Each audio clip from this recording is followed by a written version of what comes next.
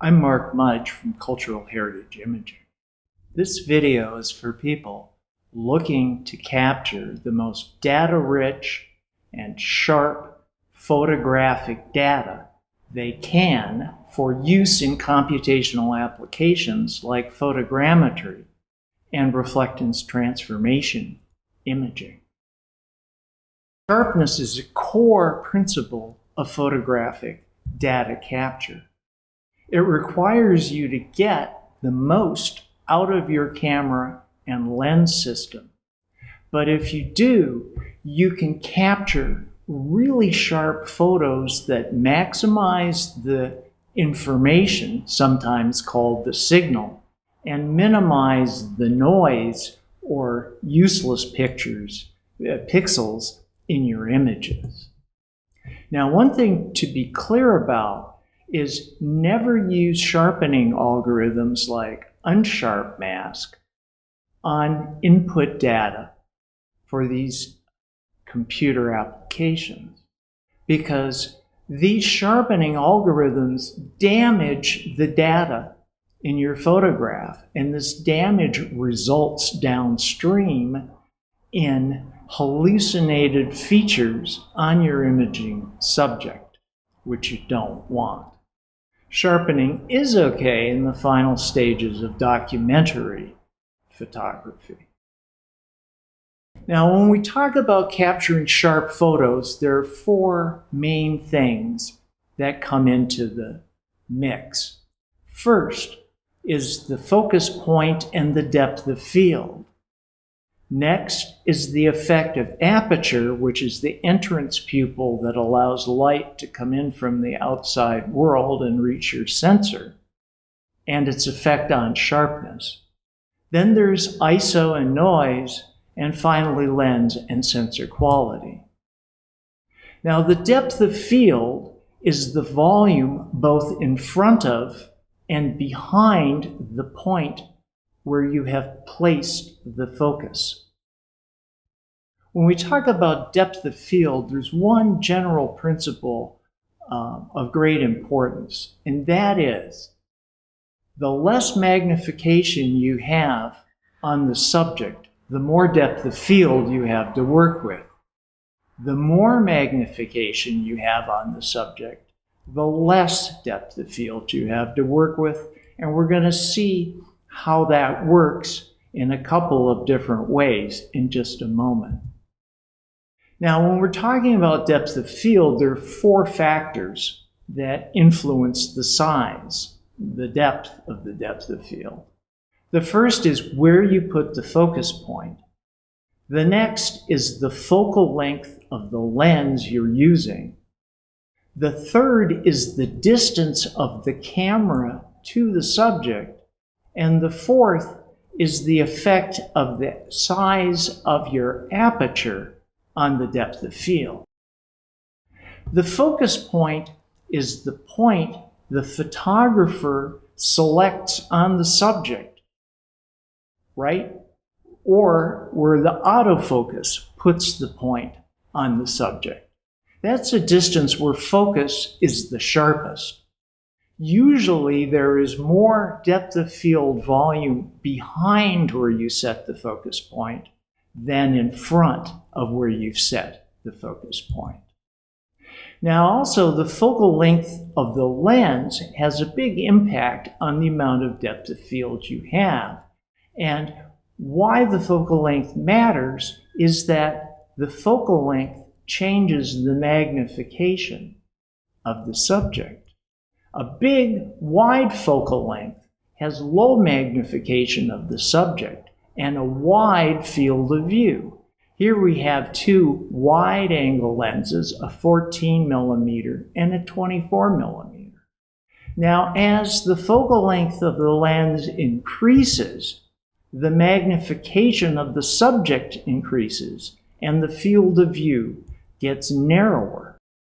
So, basically, the shorter the focal length of the lens you select to use, the wider the field of view, the less magnification of the subject, and the greater the amount of depth of field you have to work with.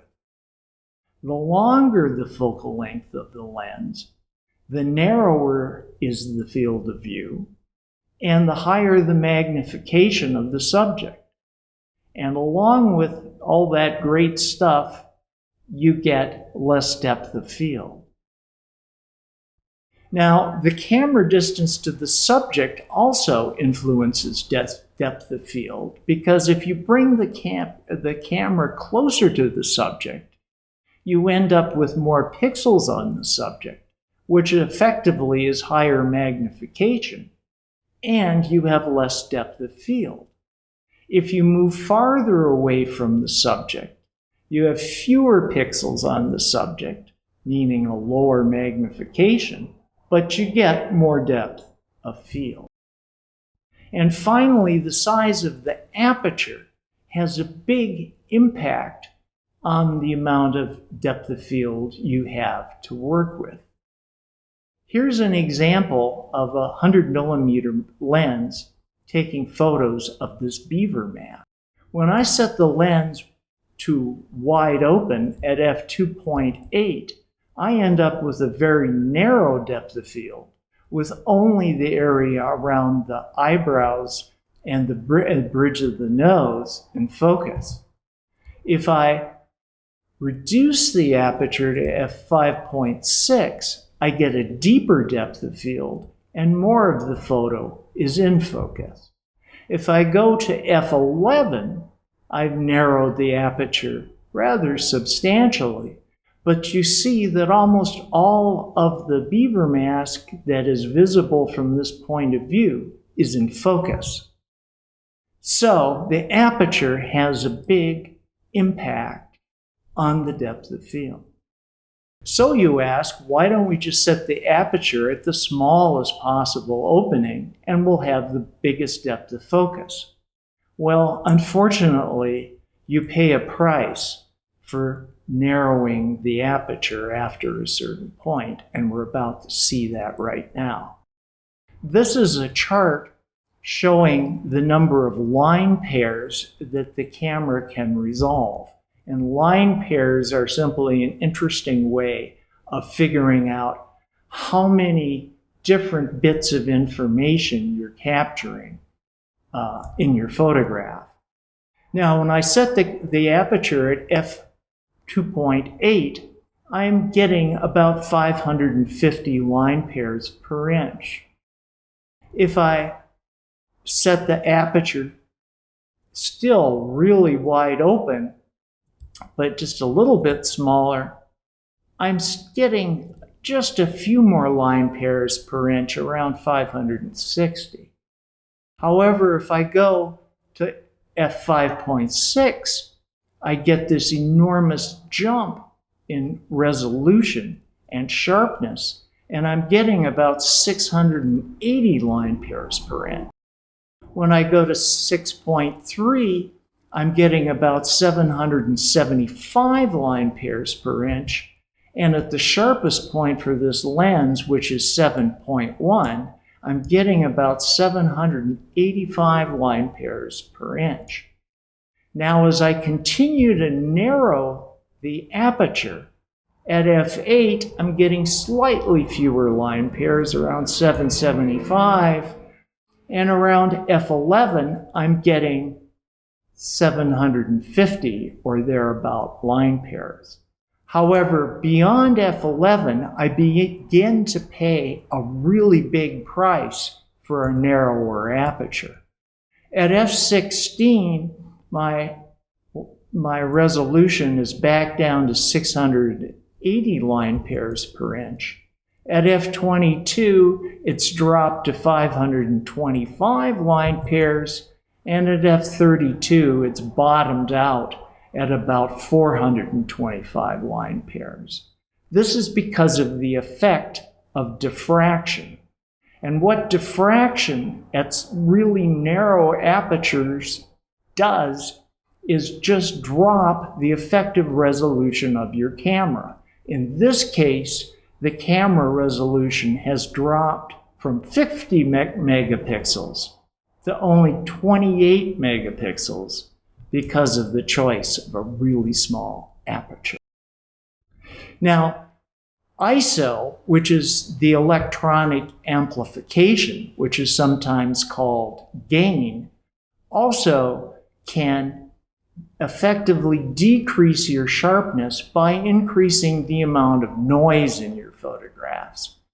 ISO noise is like picking up a handful of colored sand and just throwing it into your photograph, where random pixels are all around carrying no information at all. So if you want sharp photographs, try to use the lowest ISO possible. And if you have to use a higher ISO, recognize you're going to pay a penalty in terms of both sharpness and noise. Finally, the quality of the sensor in the lens makes a big difference.